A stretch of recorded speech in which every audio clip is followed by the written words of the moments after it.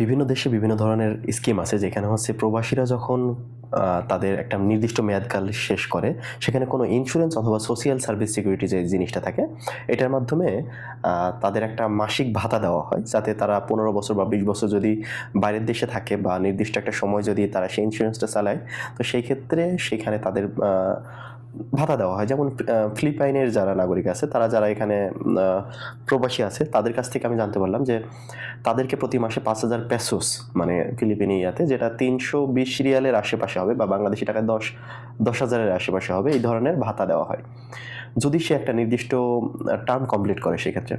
এবং সেই জিনিসটা যে সে পাবে সেটা সরকারিভাবেও মানে এনশিওরিটি আছে। কিন্তু বাংলাদেশের ক্ষেত্রে কি হয়, শিক্ষা ইন্স্যুরেন্স, শিক্ষার জন্য ইন্স্যুরেন্স বলেন বা বিভিন্ন ধরনের কার ইন্স্যুরেন্স বলেন, সেই জিনিসটা কন্টিনিউ করার পরেও এবং সেইখান থেকে যে টাকা বা একটা শেষ সময়ে যে টাকাটা পাবে সেটার কোনো মানে গ্যারান্টি নাই।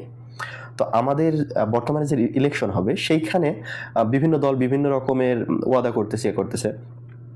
তো এই যে পাওনা আদায় বা এই ধরনের স্কিমের জন্য কি কি ব্যবস্থাপনা নিবে, এই জিনিসটা সহ তাদের তাদের পর্যন্ত পৌঁছানোর একটা ব্যবস্থা করতে হবে। আপনি সারা জীবন খাটলেন, রেমিটেন্স দিলেন, তাদের খরচ করার জন্য টাকা দিলেন এবং শুল্কমুক্ত গাড়ি নেওয়ার ব্যবস্থা করে দিচ্ছেন আপনার পাঠানো ডলারের মাধ্যমে হচ্ছে। কিন্তু আপনি যখন একটা মানে সারা জীবন দেশের বাইরে লাগাই নিজের ফ্যামিলিকে উঠাইতেছেন এবং শুধু ফ্যামিলির জন্য করতেছেন তা না, ডলার ছাড়া তো দেশ চলবে না।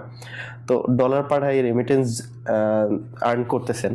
তো সেই ক্ষেত্রে আপনি কি সুবিধা পাইতেছেন আপনার মানে কাজ শেষ হইলে, বা আপনি যখন অবসরে যাবেন, সারা জীবন তার দেশের বাইরে আপনারা পুষবে না আপনি কাজ না করলে, তো সেক্ষেত্রে আপনাকে কি সুবিধা দেওয়া হবে, এই ধরনের কি কি ম্যানিফেস্টো আসলে বিভিন্ন দলগুলা দিতেছে, এটার উপরেও খেয়াল রাখবেন যারা প্রবাসী ভোটার আছেন।